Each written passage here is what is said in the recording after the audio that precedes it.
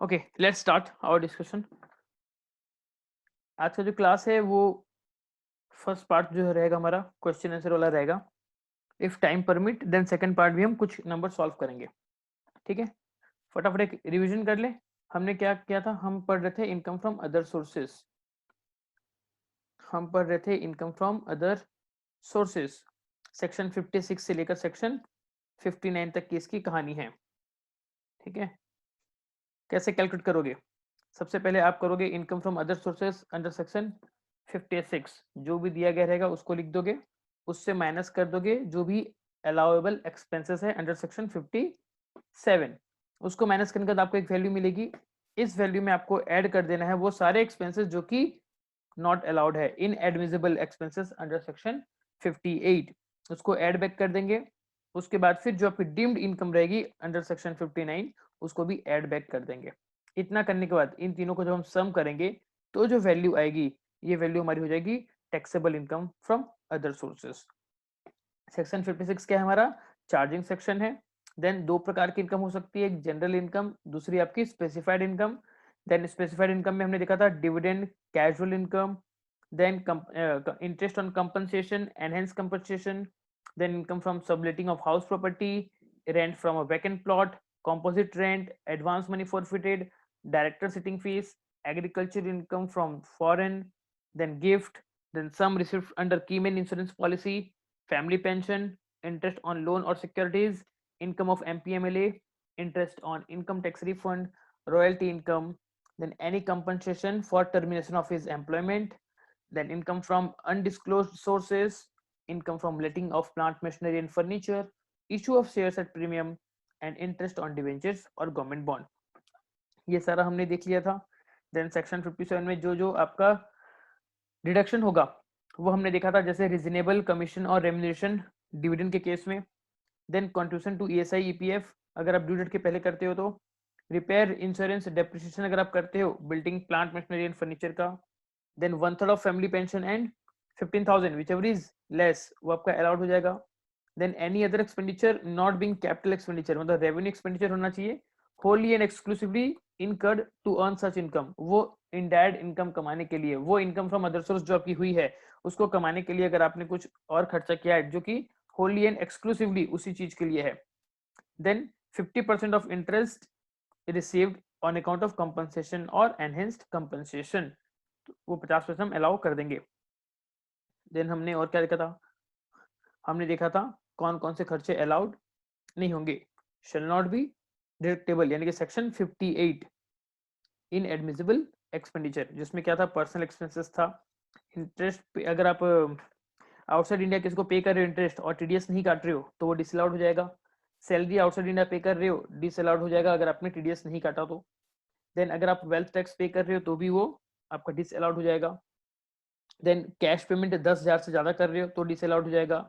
Casual income कमाने के लिए, लॉटरी वगैरह कमाने के लिए अगर आपने जो भी खर्चा किया वो डिसअलाउड हो जाएगा। देन अगर आपने टीडीएस बिना काटे किसी भी रेसिडेंट को पेमेंट किया तो 30% आपका एक्सपेंस जो है वो डिसअलाउड हो जाएगा। देन सेक्शन 59 हमारा था डीम्ड इनकम।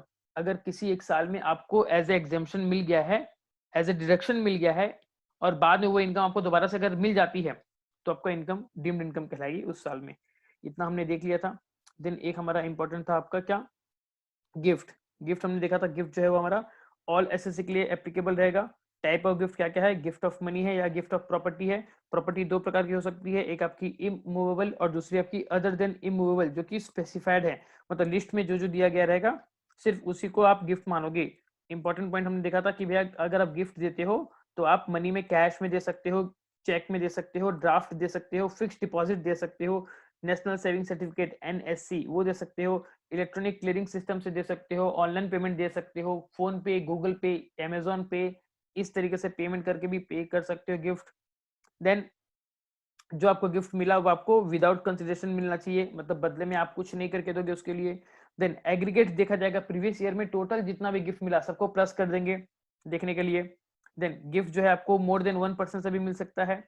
और जब हम बात करते हैं इमूवेबल प्रॉपर्टी की, तो इमूवेबल प्रॉपर्टी मतलब लैंड, बिल्डिंग या बोथ।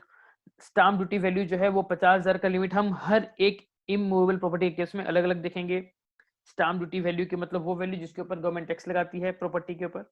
देन उसके बाद हमने देखा था कि अगर कोई डिस्प्यूट हो जाती है वैल्यूएशन को लेकर, स्टाम्प ड्यूटी वैल्यूएशन को लेकर कोई डिस्प्यूट हो जाता है, तो असेसिंग ऑफिसर चाहे तो वो वैल्यूएशन ऑफिसर को केस रेफर कर सकता है। देन प्रॉपर्टी इंक्लूड्स मतलब सिर्फ इन्हीं का अगर कुछ ट्रांसफर हुआ तो गिफ्ट के अंदर हम इसको कवर करेंगे, अदरवाइज वो कवर नहीं होगा, वो एग्जेम्प्ट हो जाएगा, उसके ऊपर टैक्स नहीं देना पड़ेगा आपको। देन क्या क्या है वो, share security, jewellery and Boolean, archaeological collection, drawings, painting, sculptures and any work of art. अगर इन सब का ट्रांसफर होता है तो इनकम टैक्स वाले अच्छे से आपकी खबर लेंगे। फिर हमने देखा था एक इंपॉर्टेंट चीज क्या, कि किस किस से अगर आप गिफ्ट लेते हो तो वो आपका एग्जेम्प्ट होगा।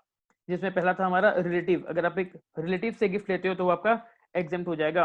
रिलेटिव में कौन आता है, इंडिविजुअल की स्पाउस आती है, उसके भाई बहन आते हैं, इंडिविजुअल के भाई बहन आते हैं, सॉरी स्पाउस के भाई बहन आते हैं, एंड इंडिविजुअल या उसके स्पाउस उन दोनों के पेरेंट के भाई बहन वो आपके आते हैं इसमें।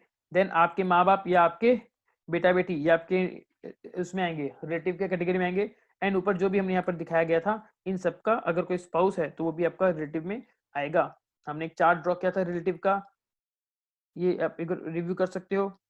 इंडिविजुअल है उसकी वाइफ, या अगर ये वाइफ है तो ये हस्बैंड, इंडिविजुअल के माँ बाप, इंडिविजुअल के बेटा बेटी, इंडिविजुअल के माँ बाप के भाई बहन, मदर के भाई बहन, एंड अगर स्पाउस है तो स्पाउस के भाई बहन और आपके भाई बहन, स्पाउस के मदर फादर, स्पाउस के सन डॉटर, स्पाउस के फादर के ब्रदर सिस्टर, स्पाउस की मदर के ब्रदर सिस्टर, और इन सब की स्पाउस, ये सारे रिलेटिव में आएंगे। अगर इनसे पैसा कुछ मिला आपको तो वो एग्जाम्प्ट हो जाएगा, ये हमने देखा था। अगर आपको आपकी शादी पे अगर पैसे मिले तो वो, या गिफ्ट मिले, वो एग्जाम्प्ट है।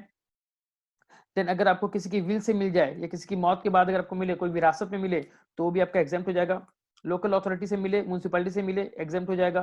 किसी फाउंडेशन से आपको कुछ गिफ्ट मिले, यूनिवर्सिटी से मिले, अदर एजुकेशनल इंस्टीट्यूशन से मिले, हॉस्पिटल से मिले, या अदर मेडिकल इंस्टीट्यूशन से मिले, या किसी ट्रस्ट से मिले, तो वो गिफ्ट भी आपका एग्जाम्प्ट हो जाएगा। अगर एक एचयूएफ को मिले अपने मेंबर से तो भी वो आपका एग्जाम्प्ट हो जाएगा। होल्डिंग कंपनी अपने 100% सब्सिडरी को अगर गिफ्ट दे या उससे गिफ्ट ले तो वो भी एग्जाम्प्ट हो जाएगा। और कुछ ऐसे पर्सन जब जैसा गवर्नमेंट अगर एक्सप्लेन करेगी तो उसके ऊपर भी हम टैक्स लगाएंगे। ये सारा हमारा रिवीजन हो गया। फिर हम लास्ट क्लास में एक नंबर किए थे, आज हम बाकी के नंबर करते हैं। तो चलिए यहाँ से शुरू होता है हमारा क्वेश्चन आंसर सेशन। तो देखिए क्या कहता है क्वेश्चन, डिस्कस द टैक्सेबिलिटी और otherwise of the following in the hands of the recipient under section 56(2)(10)। मतलब क्या गिफ्ट की बात कर रही है, द इनकम टैक्स एक्ट 1961। देखिए सबसे पहला, अखिल एचयूएफ, एक एचयूएफ है ठीक है, received ₹75,000 in cash from niece of Akhil, that is the daughter of Akhil's sister. Akhil is the कर्ता of the HUF। ठीक है, आप लोग बताइए क्या ये टैक्सेबल होगा? HUF के केस में अगर हम देखें तो वहां पर क्या था, अगर HUF को अपने मेंबर से पैसा मिले तो एग्जेम्प्ट होगा। यहाँ पर ये कौन है, नीस ऑफ अखिल, मतलब अखिल की भांजी, क्या वो HUF की मेंबर हुई क्या? वो नहीं सर, HUF की मेंबर नहीं होगी। तो देखिए ये आपका टैक्सेबल होगा। ठीक है। The sum of money exceeding ₹50,000 received without consideration from a non-relative, जी हाँ, from a non-relative is taxable under section 50 subsection 2(10). Daughter of Mr. Akhil's sister is not a relative of Akhil HUF।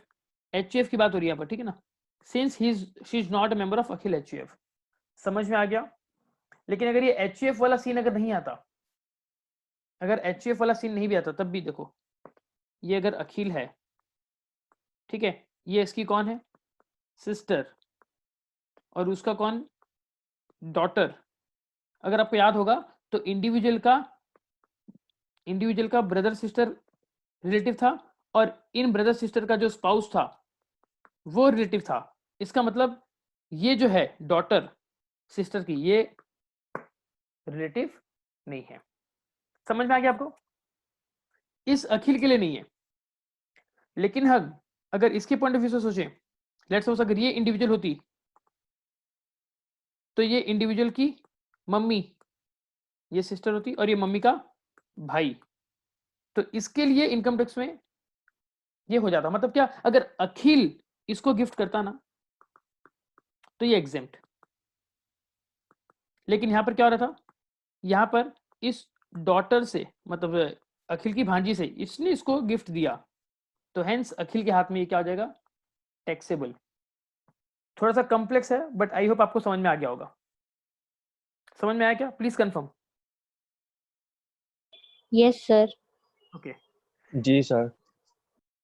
तो पहला हमारा case क्या हो गया, ये हो गया हमारा टैक्सेबल, और क्यों हो गया हमने कारण भी जान लिया। दूसरा देखिए, Nitisha a member of her father's HUF, ठीक है, नितिशा कौन है, a member of her father's HUF, उसके पापा का एचयूएफ जो है उसमें वो एक मेंबर है, ठीक है। Transferred a house property to the HUF, मतलब ये बोल सकता हूं कि एचयूएफ को एक मेंबर ने ही ट्रांसफर किया without any consideration. The stamp duty value of the house property is 9 lakh रुपया। तो भैया अब आपको ये वैल्यू कोई मायने नहीं रखती है, क्योंकि ये नितिशा जो है ये कौन है, ये एक मेंबर है, किसकी है, एचयूएफ की है, और एचयूएफ की मेंबर होने के कारण ये एचयूएफ को ही क्या दे रही है, एक हाउस ट्रांसफर कर रही है, और वो भी पैसे नहीं ले रही है, जिसका अगर हम नॉर्मल वैल्यू देखने जाएं तो स्टाम्प ड्यूटी वैल्यू कितनी होती है, 9 लाख रुपया। तो हमने पढ़ा था कि अगर किसी एचयूएफ को उसके मेंबर ने कुछ गिफ्ट किया तो वो एग्जेम्प्ट होगा। तो यहां पर देखिए नॉन टैक्सेबल कैसे, immovable property received without consideration by a HUF from its relative या from its member is not taxable under section 56 to 10. Since Nitisha is a member of the HUF, she is a relative of the HUF. However, income from such asset would be included in the hands of Nitisha under section 64(2). वो बात की बात है, उसको हम बाद में cover करेंगे, इस लाइन को एक बार छोड़ दीजिए अभी आप, ठीक है। Then next, Mr. Akshat received 100 shares of A Limited from his friend as a gift on occasion of his 25th marriage anniversary. मुझे ये बताइए, क्या मैरिज एनिवर्सरी पे मिलने वाला गिफ्ट टैक्सेबल होगा कि नहीं होगा? मैरिज सर एनिवर्सरी टैक्सेबल होगा, टैक्सेबल होगा, because it is marriage anniversary. Anniversary. Anniversary अगर नॉट मैरिज। मैरिज होता तो मैरिज होता तो एक्सक्लूड हो नॉन जाता। टैक्सेबल, एग्जेम्प्ट हो जाता। अब देखिए, अब लेकिन यहाँ पर क्या बोल रहा है ये, कि अगर आपका जो गिफ्ट वगैरह मिलता है ना वो 50,000 से ज्यादा होना चाहिए तो ही टैक्सेबल। तो यहाँ पर कितने हैं, 100 शेयर, 45,000। और जिसका मार्केट वैल्यू कितना है, market value of the share was 100 पर शेयर, तो कितना हो गया, 100 शेयर इंटू 100 रुपए, यानी कि कितना हो गया, 1 लाख 10,000 ना। 10,000। तो ये 10,000 आपका 50,000 से कमती है तो टैक्स नहीं लगना चाहिए, ठीक है ना। 10,000 जो है जी सर। वो 50,000 से कमती है तो इसीलिए टैक्स नहीं लगना चाहिए, अभी तक जो हमने क्वेश्चन पढ़ा। अब इसके बाद देखिए क्या लिखा है, he also received jewellery worth ₹45,000। अब देखिए ज्वेलरी भी क्या है, 50,000 से कमती है तो टैक्स नहीं लगना चाहिए, from his Neiphiu on the same day, उसको अपने नेफ्यू सर। से मिला। अब देखिए यहाँ पर हमने क्या पढ़ा था, गिफ्ट का कंडीशन, कि gift may be received from 1 person और मोर देन 1 पर्सन, याद आया आपको। साथ ही साथ हमने क्या पढ़ा था कि एग्रीगेट ऑफ गिफ्ट आपको लेना है, तो मतलब यहाँ पर क्या हो गया, यहाँ पर ये 10,000 प्लस ये 45,000 का गोल्ड ज्वेलरी, टोटल कितना हो गया, टोटल कितना हो गया, ये टोटल हो गया आपका 55,000। और जब हमने इसको एग्रीगेट किया तो ये आपका वैल्यू एक्सीड कर गया, हमारा वैल्यू कितना था 50,000 रुपए का, अब कितना हो गया 55,000 रुपए, तो ये अमाउंट टैक्सेबल होगा। समझ में आया आपको? तो सर टैक्सेबल खाली 5,000 के ऊपर करेंगे कि पूरा 55,000? Whole amount. ये देखो कल का नोट्स देखो, कल में लिखाया था आपको, आप नोट्स रेफर नहीं कर रहे हो मतलब। ये देखो टैक्सेशन ऑफ गिफ्ट, ठीक है, यहाँ पर ये क्या क्या प्रॉपर्टी दिया ना, मूवेबल शेयर्स मतलब मूवेबल, यहाँ पर क्या लिख रहा है, if the fair market value exceeds ₹50,000 रुपया the whole value is taxable, ठीक है। 50,000 से अगर एक्सीड हो गया तो सारा का सारा अमाउंट टैक्सेबल हम कर देंगे। ठीक है, तो देखिए ये क्या लिखा है आंसर में, इसने लिखा टैक्सेबल कितना, पूरा 55,000 रुपया, 10,000 रुपया शेयर वाला प्लस 45,000 रुपया गोल्ड वाला, टोटल वैल्यू हो गई 55,000। तो देखिए क्या लिखा है, as per the provisions of section 56(2)(10), in case the aggregate fair market value of property other than immovable property received without consideration exceeds rupees 50,000, ये पॉइंट पे हमारा हुआ। और एक चीज ये एग्रीगेट एंड ये एक्सीड 50,000 रुपया, देन क्या होगा, the whole of the aggregate value that is 55,000 shall be taxable. So in this case the aggregate fair market value of shares कितना है, 10,000 रुपया एंड ज्वेलरी 45,000 रुपए, दोनों को मिला देने से एक्सीड कर जाएगा 50,000 रुपए से। तो hence the entire amount of rupees 55,000 shall be taxable। समझ में आ गया। उसके बाद 4th number, Kishan HUF gifted a car to son of Karta for achieving good marks in 12th board examination. The fair market value of the car is 5,25,000, यानी कि exceed हो गया कितना से, 50,000 से, तो टैक्सेबल होना चाहिए। प्लस कार क्या है, कार मूवेबल है, प्रॉपर्टी, हाँ है ना, कार एक प्रॉपर्टी है और मूवेबल है, और वैल्यू भी इसकी एक्सीड हो जा रही है 50,000 से, तो टैक्सेबल होना चाहिए। लेकिन यहाँ पर Yes. किसने किसको दिया, HUF ने गिफ्ट किया to son of son of karta. Karta taxable होगा। मतलब देखो यहाँ पर क्या बोल रहा है, यहाँ पर बोल रहा है, पहले इस चीज को समझिए कि अगर ये HUF है और ये मेंबर है, अगर मेंबर ने दिया गिफ्ट तो इसके हाथ में क्या है, एग्जेम्प्ट, ऐसा लिखा था ना, gift received by HUF from its member. लेकिन अगर HUF अपने मेंबर को दे तो टैक्सेबल, क्योंकि प्रोविजन में क्या लिखा है, ऊपर हम जो प्रोविजन लिखे थे क्या लिखा था वहां पर, कहाँ गया वाला, वो दूसरे पेज में ना,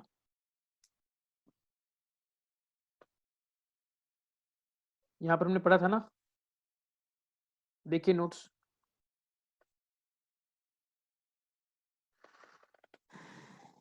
bye an HUF from its member, from member, member से मिलने से एग्जेम्प्ट।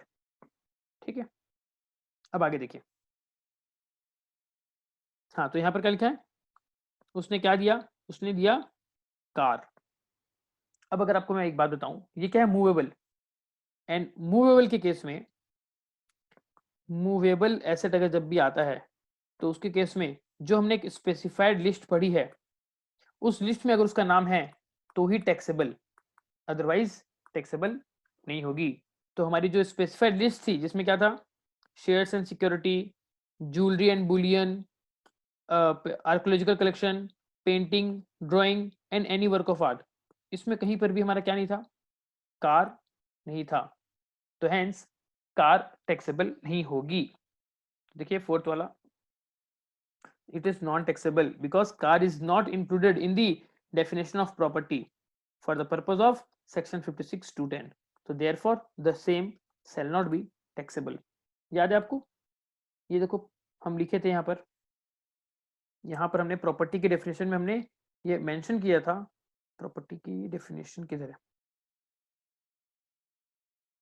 हमने मेंशन किया था यहाँ पर, यस ये वाली देखो, यहाँ पर कहीं पर भी आपको कार दिख रहा है क्या, share security, jewellery Boolean, archaeological, drawings, painting, sculptures, any work of art, car is not in this list, तो हेंस कार प्रॉपर्टी नहीं है, इसलिए ये इस सेक्शन के अंदर यहाँ पर आपका नहीं आएगा। समझ में आ गया आपको। अब इसके बाद चलते हैं हमारे क्वेश्चन की तरफ। तो ये इसमें क्या लिखा हुआ है, इसने लिखा यहाँ पर yes it is non taxable. बताइए क्या आपको ये समझ में आया या नहीं। Please confirm. Yes sir. Doubt नहीं है? Yes sir. जो लिस्ट मैंने आपको बताया प्रॉपर्टी का, उसको अच्छे से रट लीजिएगा, क्योंकि एग्जामिनर यहाँ पर आपको ऐसी गेम खेलेगा आपके साथ। अब देखिए, फर्स्ट रीडिंग में ना हमको ये लगा कि यार कार दे रहा है, कार तो एक एसेट है और 5.5 लाख से ज्यादा की वैल्यू की है, तो भैया टैक्स होना चाहिए था, ऐसा सबको फीलिंग आया होगा पहला रीडिंग में। लेकिन अगर आप गौर से देखोगे तो भैया ये कार क्या है, जब बात होती है मूवेबल एसेट की, तो वहां पर जो स्पेसिफाइड है सिर्फ और सिर्फ वही होगा, उसके अलावा वो टैक्सेबल यहाँ पर हम नहीं कर सकते। समझे आप लोग? जी सर। तो आप लोग इसका स्क्रीनशॉट लेना चाहोगे तो ले लो एक बार, क्वेश्चन काफी अच्छा है, आप लोग ले सकते हो। ठीक है, रुकिए मैं जरा इसको सफा कर देता हूँ, सफा सुथरा। First let me clean all such scratches।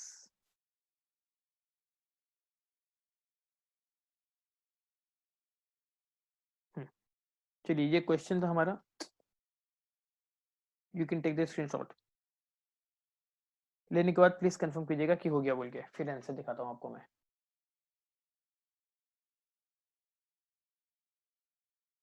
हो गया स्क्रीनशॉट? यार नहीं बहुत सर, आपका स्क्रीन थोड़ा लेट आ रहा है। स्क्रीन लेट आ रहा है। अभी आया सर। सर हो गया। Okay fine. हो गया सर। नाउ अब मैं आंसर को थोड़ा क्लीन कर देता हूँ। आप लोग जब आंसर देखेंगे तो देखिए यहाँ पर इसने क्या क्या किस तरीके से फॉर्मेट में प्रेजेंट किया है, काफी अच्छे तरीके से। कितना टैक्सेबल किया, क्यों टैक्सेबल किया, हर एक प्रोविजन के साथ ये दे रहा है। तो एग्जाम पर्पज में अगर आप ऐसे लिखते हो तो ये आपका एक अच्छा एड ऑन होगा।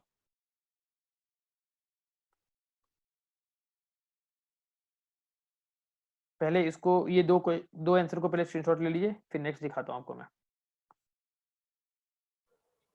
जी सर। Okay, then next.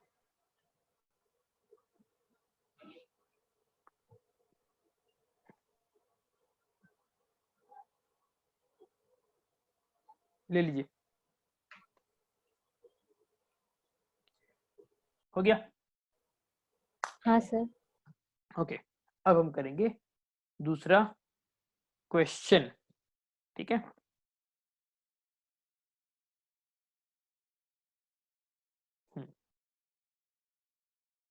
पहले क्वेश्चन मैं आपको लिखाता हूँ, मतलब डिस्कस करा देता हूँ, फिर उसको हम सॉल्व करेंगे। ठीक है, देखिए हमको क्या करना है, discuss the taxability in the hands of mister Vishesh for financial year 1920। Mister Vishesh को कुछ कुछ यहाँ पर पैसा मिले हैं, आपको बताना है कि वो किस हिसाब से टैक्सेबल होगा, कितना टैक्सेबल होगा। ठीक है, क्वेश्चन है, received rupees 1,75,000 in cash as a marriage gift from his grandfather on 13th February 2020। क्या लगता है आपको, अगर उसको अपनी शादी के लिए गिफ्ट मिला तो टैक्सेबल होगा कि नहीं होगा? नहीं होगा सर। नहीं होगा, एग्जाम्प्ट होगा। एग्जेम्प्ट होगा। मान लो अगर ये मैरिज नहीं हो कि मैरिज एनिवर्सरी होता तो सर तो तब, टैक्सेबल होता। लेकिन ग्रैंडफादर से मिला है। एग्जैक्टली तो क्वेश्चन आपके साथ दो दो जगह पर गेम खेल सकता है, तो इसीलिए रीड क्वेश्चन केयरफुली। ठीक है ना, तो यहाँ पर पहला बात तो मैरिज गिफ्ट है तो ऐसे ही एग्जेम्प्ट हो जाएगा। More over gift receive from grandfather is also exempted. ठीक है, तो चलिए फटाफट ना आप लोग ये एक लाइन जो है, मतलब ये क्वेश्चन का लाइन उतारिए, उसके नीचे ये क्वेश्चन उतारिए, फिर हम आंसर लिखेंगे। इसको हम लिख लिख के करेंगे। फटाफट उतारिए, छोटा सा एक एक लाइन का क्वेश्चन है, उतारिए फटाफट।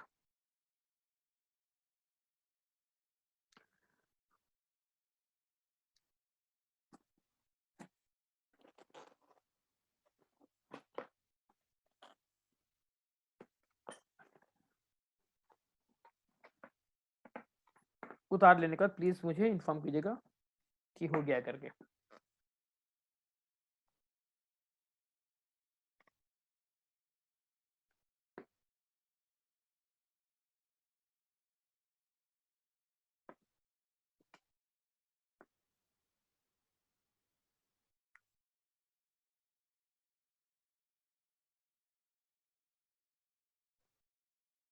हो गया क्या?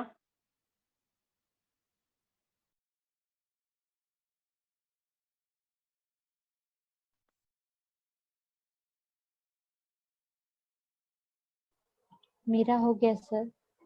बाकी लोग प्लीज फटाफट कंफर्म कीजिए। मेरा भी हो गया सर। हो गया सर। ओके, तो चलिए अब आप लोग इसके नीचे आंसर लिखिए। ये कहाँ पर है? यहाँ से ना।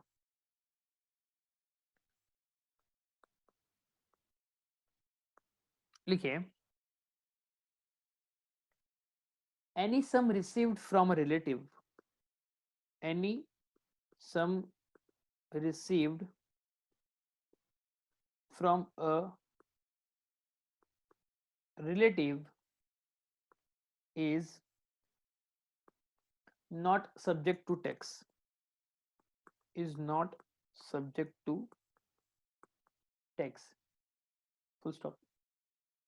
Moreover,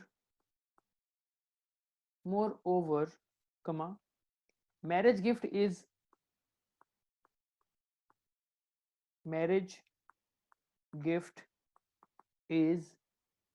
outside the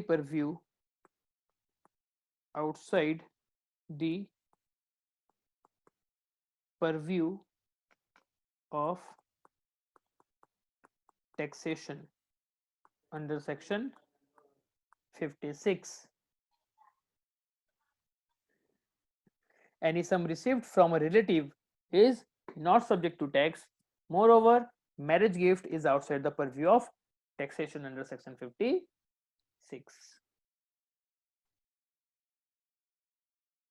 ठीक है, लिख लिए?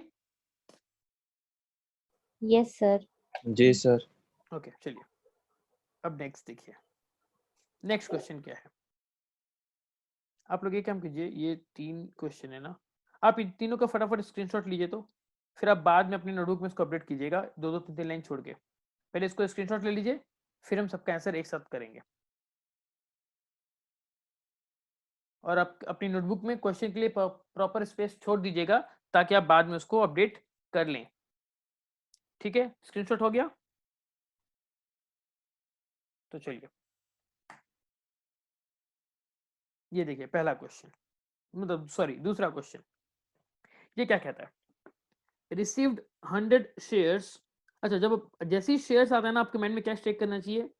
ये आपका वो स्पेसिफाइड कैटेगरी वाला है, स्पेसिफाइड मूवेबल प्रॉपर्टी, आपको ये माइंड में स्ट्राइक करना चाहिए।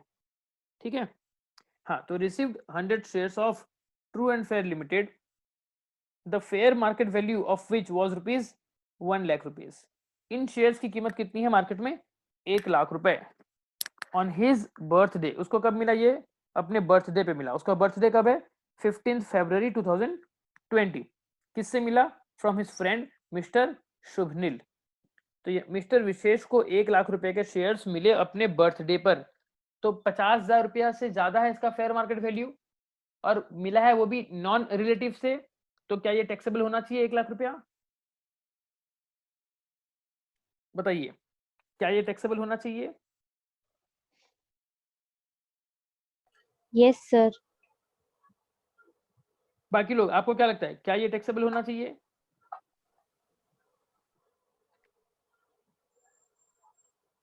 बाकी लोग क्या मुझे सुन पा यस रहे हैं? सर। ओके, तो चलिए इसके बगल में हम फटाफट आंसर लिखते हैं। नंबर बी का आंसर, नंबर बी का आंसर। ठीक है, लिखिए,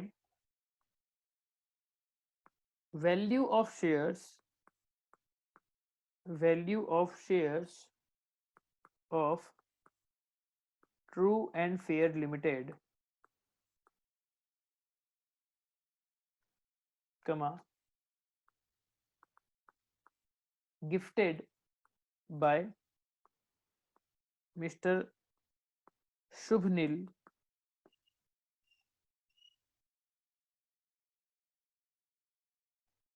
is taxable since gift is chargeable to tax under section 56 subsection 2 clause 10 comma if fair market value exceeds rupees 50,000.